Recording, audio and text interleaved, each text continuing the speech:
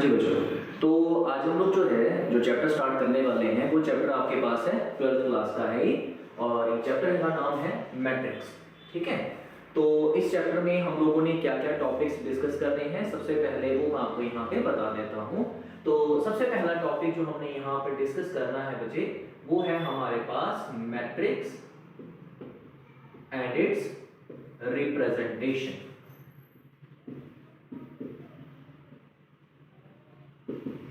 Number 2 पे हम लोग जो है डिस्कस करेंगे वो आपके पास आएगा टाइप्स ऑफ मैट्रिक्स। नंबर 3 पे हम लोग यहां पे डिस्कस करेंगे बेटा अलजेब्रा ऑफ मैट्रिक्स। नंबर 4 हम लोग यहां पे डिस्कस करेंगे special types of matrix.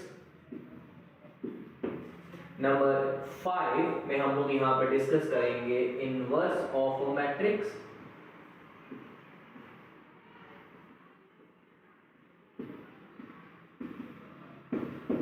Number 6 हम लोग यहां पर डिस्कस करेंगे एप्लीकेशन ऑफ मैट्रिक्स।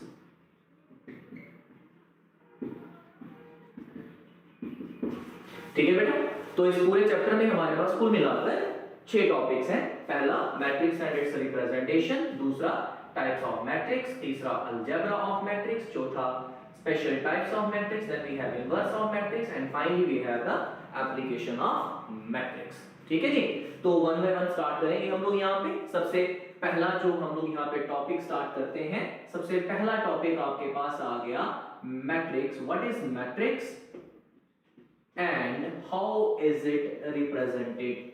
ठीक है, तो सबसे पहले हम लोगों ने क्या देखना है कि मैट्रिक्स आखिरकार होता क्या है और इसको किस तरीके से जो है रिप्रेजेंट हम लोग कर सकते हैं। ठीक है, तो बच्चे बात करें हम लोग मैट्रिक्स की, तो मैट्रिक्स हमारे पास है क्या? मैट्रिक्स हमारे पास एक अरेंजमेंट है, rather it is a rectangular arrangement, rectangular arrangement of elements.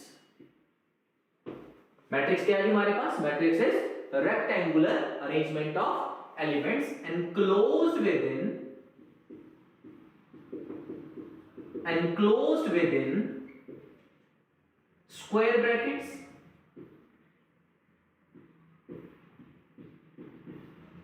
जिनको हम लोग कुछ इस तरीके से लिखते हैं और पैरेंथेसिस जिसको हम लोग कुछ इस तरीके से करते हैं। ठीक है जी, तो हमारे पास क्या है मैट्रिक्स बेटा? मैट्रिक्स हमारे पास एक रेक्टेंगुलर अरेंजमेंट है एलिमेंट्स की enclosed with in the square brackets और पैरेंथेसिस। ठीक, तो वन बाय वन हम लोग जो है इन टर्म्स को डिस्कस करते जाएंगे कि भाई रेक्टेंगुलर से हमारा क्या मतलब है। सबसे पहले हम लोग बात करेंगे कि रेक्टेंगुलर अरेंजमेंट आखिरकार हुई कैसी। तो बेटा जी अरेंजमेंट जब हम लोग बात करते हैं तो किसी भी टाइप की अरेंजमेंट हो सकती है कि नहीं? जैसे अगर आप लोग थिएटर में जाते हो तो थिएटर में कुछ इस तरीके से सेमी सर्कुलर फॉर्म में वहां पे चेयर्स जो है वो अरेंज हुई होती है ना। यहाँ पे कुछ ऐसे चेयर बनी होती है, यहाँ पे ऐसे चेयर रखी होती है यहाँ पे। तो ये जो अरेंजमेंट है दिस इज वन अरेंजमेंट। ठीक है, और ये सेमी सर्कुलर फॉर्म में है। ठीक, समटाइम्स हमारे पास कुछ इस तरीके से राउंड टेबल डिस्कशंस भी होती हैं जिसमें एक सर्कुलर फॉर्म में जो है अरेंजमेंट्स करी जाती हैं। This is another type of arrangement. ठीक, तो रेक्टेंगुलर अरेंजमेंट क्या है? रेक्टेंगुलर अरेंजमेंट हुई हमारे पास एक ऐसी अरेंजमेंट जिसमें रेक्टेंगुलर फैशन में इस तरीके से जो है एलिमेंट्स को हम लोग जो है वो अरेंज करते हैं रेक्टेंगुलर फैशन में। ठीक है जी, यहाँ पे हमारे पास जो हॉरिजेंटल जो हम लोग लाइंस यहाँ पे ड्रा करते हैं, इन हॉरिजेंटल लाइंस को बेटा जी हम लोग बोलते हैं रोज, और ये जो हमारे पास वर्टिकल लाइंस आती हैं इन वर्टिकल लाइंस को हम लोग क्या बोलते हैं? कॉलम्स। ठीक है जी, सो बेटा हमारे पास रेक्टेंगुलर अरेंजमेंट का मतलब क्या हुआ? रेक्टेंगुलर अरेंजमेंट का मतलब हुआ arrangement in the form of rose and columns. ठीक है जी, समझ में आई बात आपको कि अब हमारे पास रेक्टेंगुलर अरेंजमेंट का क्या मतलब हुआ? इसका अरेंजमेंट का मतलब है arrangement in the form of the rows and columns. Mention यहां पे मैं कर देता हूं। Rectangular arrangement means in rows and columns. Then बात आती है यहाँ पे कि एलिमेंट्स हमारे पास आखिरकार क्या है। अरेंजमेंट की तो बात कर दी कि अच्छा ठीक है जी रोज और कॉलम में अरेंज कर दो तो हमारे पास वो क्या हो गया, रेक्टेंगुलर अरेंजमेंट होगी। बात आती है कि यहाँ पे कि एलिमेंट्स क्या है जी हमारे पास। तो बेटा ध्यान दें यहाँ पे कि एलिमेंट जो है it can be any real number, it can be any complex number, it can be any variable और it can be any expression। कुछ भी हमारे पास यहाँ पे हो सकता है। जब हम लोग एलिमेंट की बात करते हैं तो एलिमेंट आपके पास कोई रियल नंबर भी हो सकता है, कोई कॉम्प्लेक्स नंबर भी हो सकता है, कोई आपके पास वेरिएबल भी हो सकता है और आपके पास कोई एक एक्सप्रेशन भी हो सकती है। ठीक है जी। तो हर टाइप की जो हमारे पास है इनको हम लोग क्या बोलेंगे, एलिमेंट्स बोलेंगे। और रेक्टेंगुलर अरेंजमेंट क्या होगी हमारे पास, रोज और कॉलम की फॉर्म में। ठीक है, हम लोग कुछ एग्जांपल्स देखते हैं, यहां से हमको समझ में आएगा कि किस तरीके से एक मैट्रिक्स जो है वो बनाया जाता है। ठीक है बेटा, लेट्स से मेरे पास कुछ इस तरीके से मैं एक स्क्वायर ब्रैकेट बना देता हूं मैं, और इस स्क्वायर ब्रैकेट के अंदर मैं कुछ एलिमेंट्स लिखना शुरू कर देता हूं। यहां से आ गया 3, then we have 4.5, then we have -7, then we have 4 plus 2 iota, then we have 3.8, then we have x, then we have y, then we have a plus b and then we have z. So ये जो हमारे पास arrangement बनी है, this arrangement is nothing but a matrix। ठीक है जी। इसमें कुल मिलाकर अगर आप देखें तो हमने कुल मिलाकर यहाँ पे 9 एलिमेंट्स लिए हुए हैं और वो 9 एलिमेंट जो हैं they are arranged in the form of 3 rows and 3 columns। ठीक है जी। इन एलिमेंट को हम लोगों ने अरेंज किया है 3 रोज में और 3 कॉलम। ठीक है, सिमिलरली मैं कोई और एक मैट्रिक्स यहाँ पे बना लेता हूँ। मैंने फिर से स्क्वायर ब्रैकेट लगाई, यहाँ पे मैंने एलिमेंट लिख लिया 1 2 3 5 8 9, तो ये भी हमारे पास एक मैट्रिक्स बन गया। मैं कुछ और यहाँ पे बना लेता हूँ, मैंने इस तरीके से ब्रैकेट्स लगाई, यहाँ पे लिखा मैंने 1 2 और 4, this is again a matrix. तो हमारे पास कोई भी रेक्टेंगुलर अरेंजमेंट जो होती है उसको हम लोग क्या बोलते हैं बेटा, मैट्रिक्स बोलते हैं। ठीक है, अब बात करें यहाँ पे इसको डिनोट किसके साथ करवाया जाता है, तो बेटा जी ध्यान दें, हम लोग जो है मैट्रिक्स को किसी भी कैपिटल लेटर के साथ डिनोट करवाते हैं। कोई भी कैपिटल लेटर आप लोग ले लीजिए, किसी भी कैपिटल लेटर के साथ मैट्रिक्स को डिनोट जो है वो करवाया जाता है। ठीक है बच्चे, जस्ट लाइक हम लोगों ने 11th क्लास में पढ़ा हुआ है, सेट थ्योरी में पढ़ा था कि सेट को रिप्रेजेंट करवाया जाता है किसी भी कैपिटल लेटर के साथ। सिमिलरली हमारे पास यहाँ पे मैट्रिक्स को भी रिप्रेजेंट करवाया जाता है किसी भी कैपिटल लेटर के साथ। ठीक, नेक्स्ट जो है बात करते हैं हम लोग इसकी रिप्रेजेंटेशन की, कि इसकी जर्नल रिप्रेजेंटेशन है क्या। तो वो ध्यान दें जरा, इसकी जर्नल रिप्रेजेंटेशन क्या है।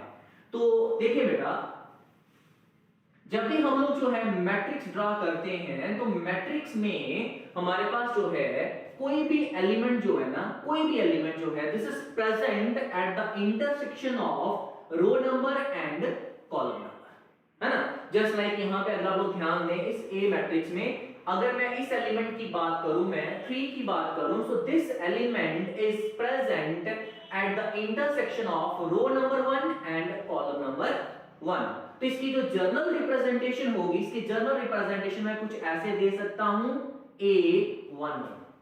तो A11 का मतलब क्या हो गया, A11 का मतलब हो गया the element present at row number 1 and column number 1। Similarly अगर मैं इस एलिमेंट की बात करता हूं, so this element is present at the intersection of row number 1 and column number 2। तो इसकी जर्नल रिप्रेजेंटेशन क्या होगी, that will be A12, first row second column. Similarly अगर आपको इसको रिप्रेजेंट करना होगा general, so this is A13। Similarly अगर आप लोग बात करें यहाँ पे इस एलिमेंट की, इसकी जर्नल रिप्रेजेंटेशन क्या होगी, this will be A21, second row first column, then we have second row second column, then we have second row third column, then we have third row first column, third row second column, third row third column. So this is how do we represent a matrix generally. ठीक है, in case अगर मान लीजिए मेरे पास कोई एक matrix है having m rows and n columns, ठीक है। तो बात करें यहां पे, अगर हमारे पास कोई एक मैट्रिक्स है जिसमें कितनी रोज हैं, m रोज हैं और n कॉलम्स हैं। अब इस मैट्रिक्स को किस तरीके से रिप्रेजेंट करेंगे वो देखो जरा। मैं क्या करता हूं, यहां पे स्क्वायर ब्रैकेट लगा दी मैंने, ठीक। फिर मैंने यहाँ पे लिख दिया A11 देन A12 एंड यहाँ से मैं सो ऑन कर देता हूँ और ये आ गया A1n। देखिए जरा पे ये एलिमेंट कौन सा है, फर्स्ट रो फर्स्ट कॉलम पे, फर्स्ट रो सेकंड कॉलम पे और so on first row nth column में। क्यों? क्योंकि भाई हमारे मैट्रिक्स में तो टोटल कितने कॉलम्स हैं, n कॉलम्स हैं, तो लास्ट एलिमेंट कौन से कॉलम पे जाएगा, nth कॉलम पे जाएगा। सिमिलरली अगर मैं यहाँ पे लिखता हूँ, सो दिस इज 2 1, ये क्या आ गया मेरे पास 2 2 एंड सो ऑन, ये क्या आ गया 2n। सिमिलरली यहाँ पे A31 A32 and so on, ये क्या आ गया मेरे पास A3n। और इसी को मैं सो ऑन कर देता हूँ यहाँ पे सो ऑन कर देता, लास्ट में क्या आएगा, क्योंकि मुझे पता है कि मेरे मैट्रिक्स में तो कुल मिलाकर कितनी रोज है, m रोज है, तो लास्ट रो कौन सी होगी आपकी, mth row first column, then we have mth row second column and so on, last में क्या आएगा m row nth column. So this is the general representation of a matrix. Let's say मैं इसको denote करवा देता हूं किसके साथ, a के साथ। So this is general representation of a matrix having m rows and n column. ठीक है, वेयर आपको ये ध्यान देना है कि हमारे पास जो है रो हॉरिजॉन्टली हम लोग रिप्रेजेंट करेंगे और कॉलम जो है वो वर्टिकली हम लोग रिप्रेजेंट करेंगे यहाँ पे। आई बात समझ में? अब इसी का एक अल्टरनेटिव रिप्रेजेंटेशन भी आता है शॉर्ट फॉर्म में। ये तो मेरे पास पूरा एक मैंने प्रॉपर फॉर्म में इसको रिप्रेजेंट कर दिया। अगर इसी को शॉर्ट फॉर्म में रिप्रेजेंट करना हो तो इसको मैं कुछ ऐसे भी लिख सकता हूं, AIJ। ठीक, सो ये हमारे पास इसी मैट्रिक्स की एक शॉर्ट फॉर्म है। यहाँ पे I रिप्रेजेंट करता है रो नंबर, J रिप्रेजेंट करता है कॉलम नंबर। अब ध्यान दें हमारे पास कुल मिलाकर कितनी रोज हैं, m रोज हैं। स्टार्ट कहां से होगी, 1 से, जाएगी कहां तक, m तक जाएगी। तो कहानी ये बनती है कि जो आपके पास I की वैल्यू होगी that will start from 1 and will go up to m। Similarly J represent करेगा कॉलम नंबर, सो J की वैल्यू जो है that will start from 1 and go up to n। ठीक, so this is the general representation of a matrix. Clear हो गया सबको? ठीक है जी। सो हमने मैट्रिक्स के बारे में पढ़ा कि मैट्रिक्स है क्या। So matrix is just a rectangular arrangement of the elements in the form of the rows and the columns. Row किसको बोलेंगे, जो हॉरिजॉन्टल लाइंस है इसको क्या बोलेंगे, रो बोलेंगे, और कॉलम किसको बोलेंगे, जो वर्टिकल लाइंस हमारे पास आती है इनको क्या बोला जाएगा, कॉलम बोला जाएगा। ठीक है जी। उसके बाद बात करें हम लोगों ने इसकी रिप्रेजेंटेशन की, तो इस तरीके से हम लोग इसको जो है वो रिप्रेजेंट करते हैं। ठीक, अब यहां पे बच्चे एक सबसे इंपॉर्टेंट बात आपको बता देता हूं मैं कि जो मैट्रिक्स है, मैट्रिक्स मैंने जैसे बोला कि ये क्या होती है, एक अरेंजमेंट होती है। जब मैट्रिक्स एक अरेंजमेंट है तो एक बात क्लियर हो जाती है कि matrix does not have a value. ठीक है जी, मैं लिख देता हूं यहां पे, मेंशन कर देता हूं मैं, नोट बना के आप लोग लिख सकते हैं यहां पे, matrix does not have a value.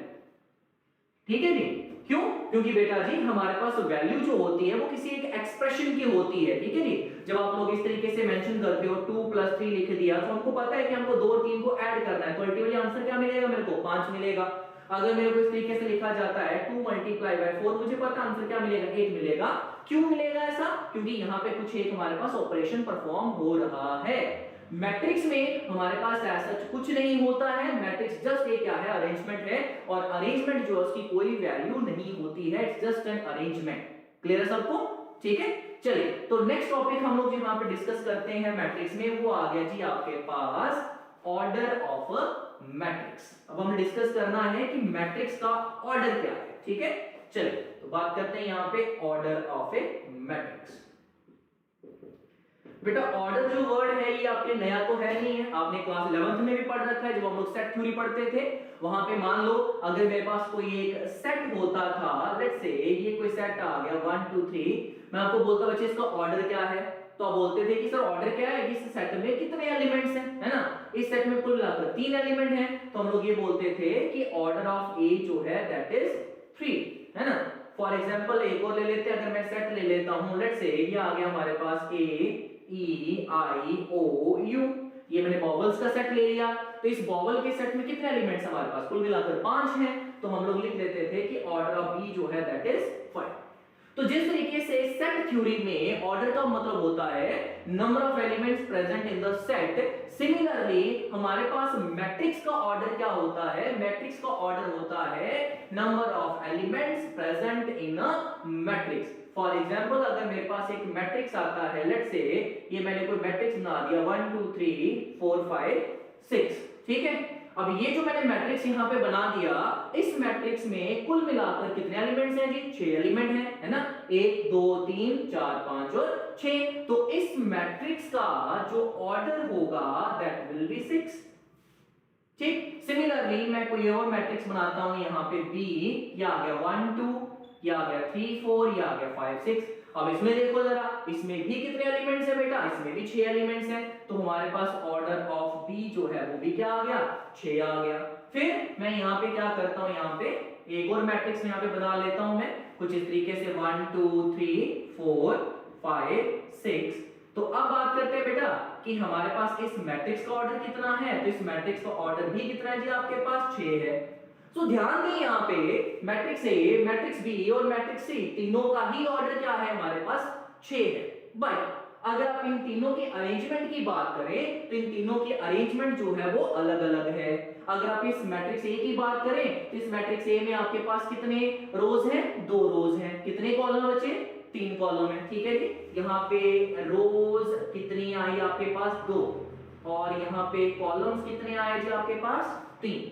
Matrix B की बात करूं तो यहाँ पे रोज कितनी है? इसमें 3। और यहाँ पे कॉलम्स कितने हैं बेटा जी? आपके पास 2। यहाँ पे बात करें मैट्रिक्स सी में तो आपके पास रोज कितनी है बेटा? 6। कॉलम कितने हैं जी आपके पास? यहाँ पे 1 कॉलम है। तो तीनों की अरेंजमेंट डिस्टिंक्ट है, पर स्टिल तीनों का जो है ऑर्डर क्या है? सेम है। ठीक है, अब कहानी ये है कि अगर मैं सिंपल ऑर्डर एक नंबर दे देता हूं मैं, तो मुझे ये नहीं पता चल पाता कि आपका मैट्रिक्स जो है उसकी अरेंजमेंट कैसी है।